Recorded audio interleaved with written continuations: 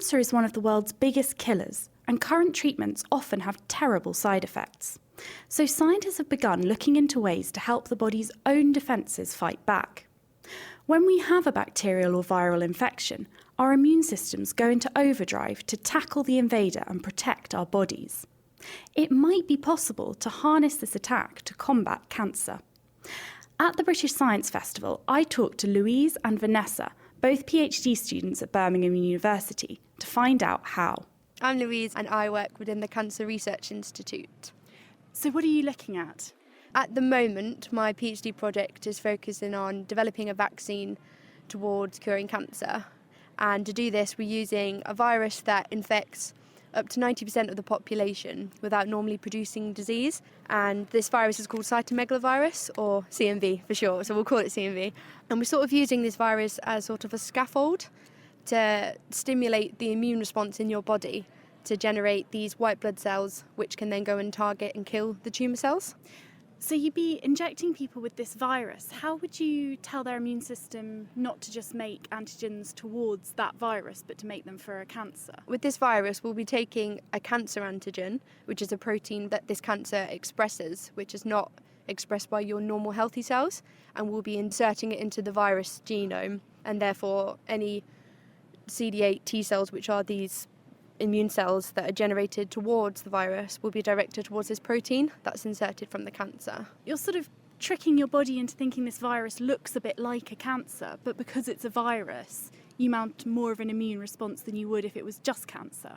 Yeah, that's exactly right. Generating more of these cells and tricking them to be directed towards the tumour rather than the virus. And would this work for any type of cancer? The protein that you insert, it has to be naturally immunogenic, so the immune response sees it naturally and responds to it, and has to be highly expressed by the cancer. But the protein that I'm going to be using is expressed by more than one cancer, so this vaccine could potentially be used for more than one tumour type.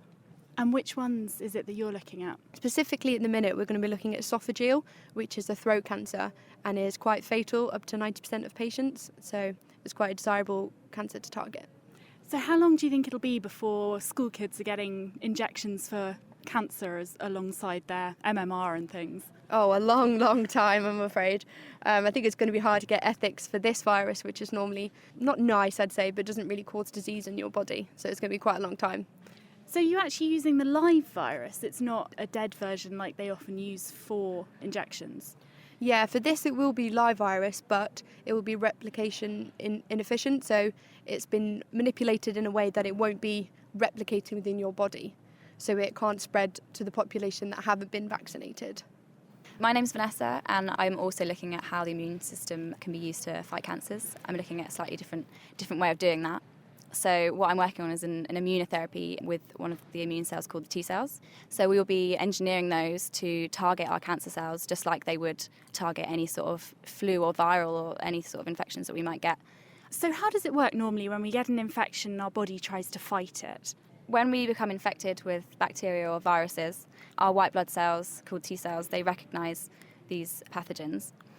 And once they recognise them, they can produce factors that are toxic to the cells. So in that way, we're trying to harness our immune system to recognise parts of cancer cells and release the same toxic factors and hopefully destroy those cancer cells.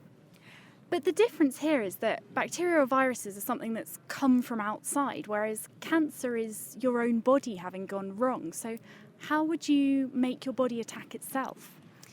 Well, we do some engineering. So we have to engineer the white blood cells that we work on called T cells. And we introduce new DNA so that they express new T cell receptors. And these are the receptors that specifically recognise different pathogens. So by giving them new T cell receptors, we're essentially redirecting them to recognise a different pathogen. And in this case, it's going to be a cancer. So there's something in the cancer that is different from the rest of your body that you can make these T cells recognise? Yeah. Actually, what we do in the lab is we're working on creating immune responses against cancer mutations. So these cancer cells will have certain genes that are mutated, and the fact that they're mutated and different from the normal self will mean that we can efficiently target them with the immune system whilst sparing healthy cells. How do you go about engineering someone's white blood cells? Is it something that can be done in the body? No, we tend to do that in the lab, in dishes and things. It's about introducing DNA. We do that with viral vectors, but these aren't harmful. They don't replicate. So that's just a sort of way of getting DNA into the cell so that our T cells will start expressing these new receptors and becoming anti-tumour T cells, really. So you'll have these white blood cells in a dish. How do we then go from that to actually using it to help patients with cancer? There'll be a number of clinical trials that would have to take place first, but we would go about that by just injecting them straight into the bloodstream. We'd obviously need to work out dosing and that kind of thing. And would you be using a patient's own T cells, or would you be using ones that you've grown in the lab? We could actually do both. At the moment, we're sort of focusing on taking the cancer patient's blood cells from them, and then in the lab we would be engineering them and genetically modifying them to then be expanded to a large number in culture and then injected back into that patient in the hope that those cells would recognise the cancer and destroy it. And will this work on all types of cancer? It has the potential to, definitely. I think it's a long way off being a sort of off-the-shelf therapy, but it has the potential to be very translatable.